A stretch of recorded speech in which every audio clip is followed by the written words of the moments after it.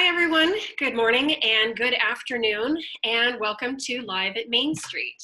Today we will be talking about protecting our finances, and we'll be addressing 4 questions that we received via email. Joining me today is Jim Ludwig. Good morning, good afternoon, everybody. And he will be helping answering some of the questions on scams, extortion, and hacking. I will tackle the first question. The first question that we have is, how can I protect myself from the latest scams?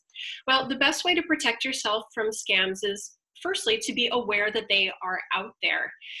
For example, one of the latest scams that we've seen is people calling pretending that they're from the Social Security Administration. Now, normally they're trying to target elderly people or people on Medicare to tell them that they will be losing their benefits, and what they need to do is provide them with personal information, and then they can get their benefits again.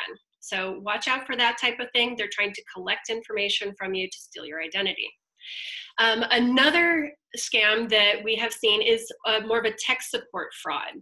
Now, there's a couple ways they could do it. If you have an Apple phone, there may be a pop-up where it's directing you to a fake website, or they could be calling you up and saying that you have a virus on your computer. They're legitimate tech support people and they can help you out, but they need to be paid. So if you see something like that and they are asking for a wire transfer or a gift card or some other kind of debit payment, that should be a red flag. Don't have them go onto your computer. Don't pay them with any means. Another scam that we've seen is credit report fraud. So that can happen for apartment hunters or job seekers on Craigslist or some online job board, and the potential employer or the potential renter is saying that they need to have a credit report, and you should go to this specific credit report company to get it done. They could also be asking for a social security number or a driver's license beforehand. So what you need to do is make sure that they are legitimate people and don't provide that information up front. Another thing that the IRS has been noticing is a lot more fraud, people pretending that they are people from the Internal Revenue Service. And there may be phone calls to people saying, demanding payment, saying that they will bring in law enforcement. And what you need to know is the IRS doesn't work like that. They don't make calls. They don't send emails. They send you something through the mail. So that will be what your bill is. If you owe something, you'll see something through the mail first. So watch out for that.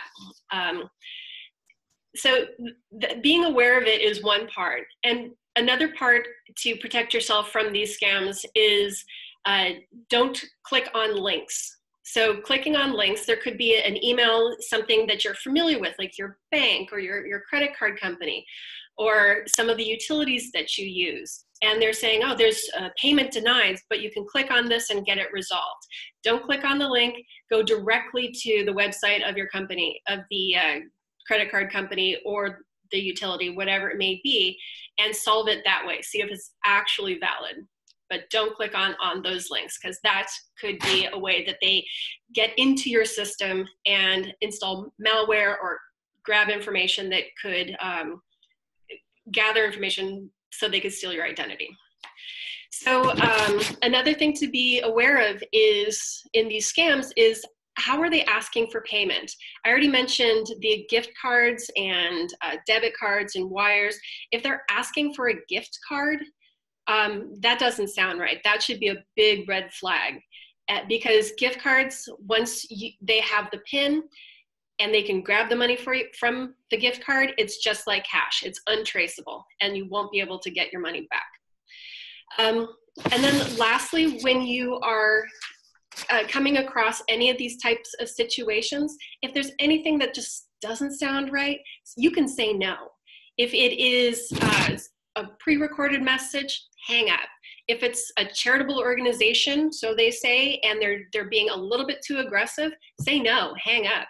And if any of these items just sound a little suspicious, hang up, delete, don't do it.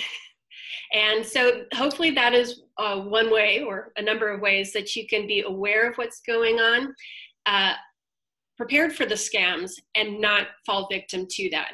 Scammers are getting much more sophisticated these days, and your best way of protecting yourself against it is to be aware of what's going on and just say no. So we have some more questions, and I will shoot these off to Jim. So someone had asked, what do you do if you get hacked?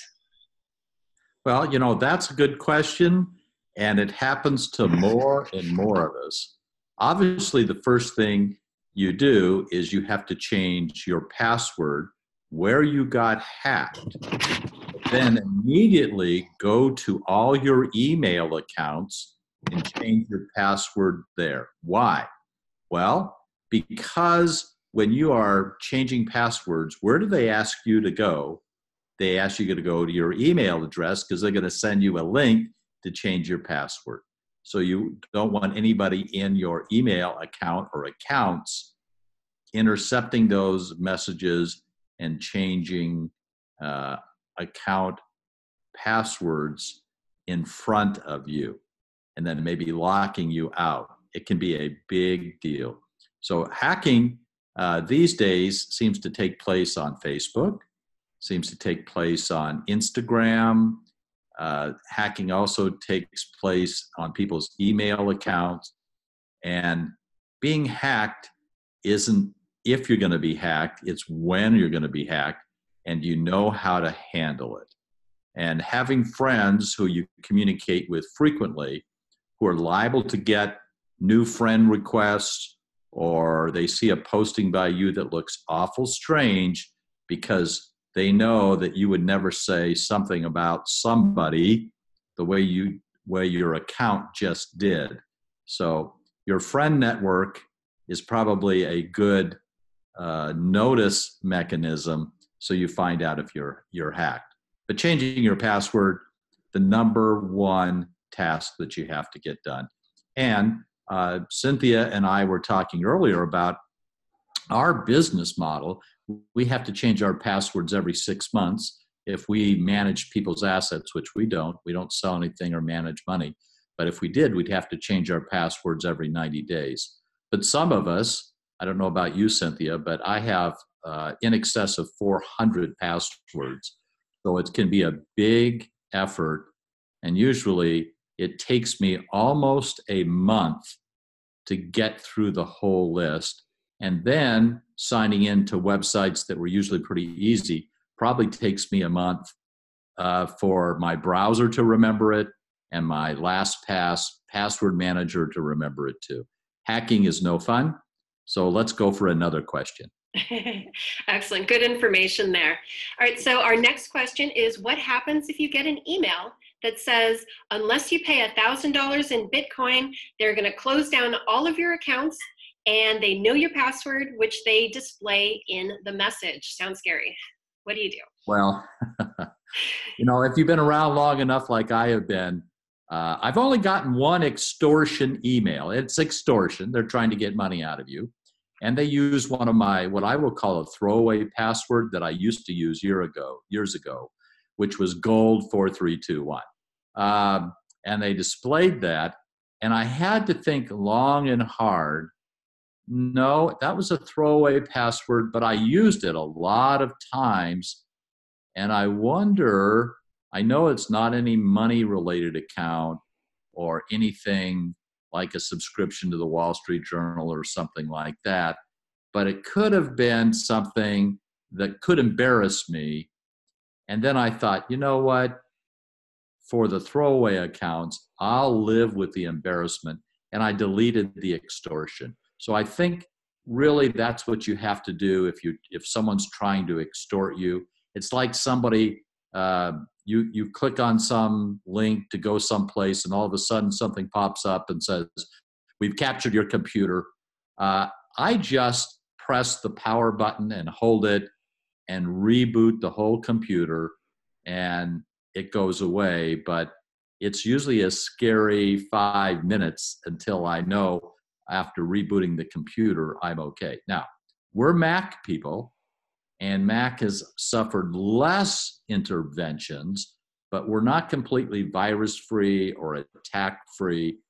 And just like you were saying earlier about these scams, you have to be on alert and think through before you press any buttons these days. So I hope nobody else gets extorted, but they're pretty good at it. So there you go, Cynthia. Let's go on. That's two depressing questions in a I row. know. You got a really exciting one? We do. Actually, this sounds really interesting. Our last question is, can you get hacking insurance? Hacking insurance. The answer is you can get cyber risk insurance, which includes hacking. Now, for most of us, our banks or our credit card companies have zero liability, and they've instituted things like two-factor authentication and authenticator apps. I have 3 authenticator apps, and I get text messages all the time when I open up my Vanguard account, or I want to change. I opened up my Yahoo on a new browser this morning, and it sent me a text message to make sure signing into Yahoo was really me. So it's, those are good preventive things, but it's nice to maybe have insurance. When my insurance comes up for renewal, and it renews in May, I'm going to ask my carrier, USAA, if I can add cyber risk insurance. And the research I've done, it should be about $30 a year. And you know what? For the amount of risk and the things that I do in my life, I think I'm going to pay the $30. I wanted to share one thing here, and that is if you are subject to identity theft, the Federal Trade Commission has got a great website, identitytheft.gov, or I found this by saying Identity Theft FTC. And I got to the website here, and look how it's organized. Tell us what happened. The government wants to know what happened. Here's a recovery plan. They've already got a template for you. And then put your plan into action. That is a very useful tool. Now, I've been the subject of identity theft a few years ago. Someone tried to open up 18 accounts in one day with my contact information, and they had everything: driver's license, social security number, date of birth, different email address, similar.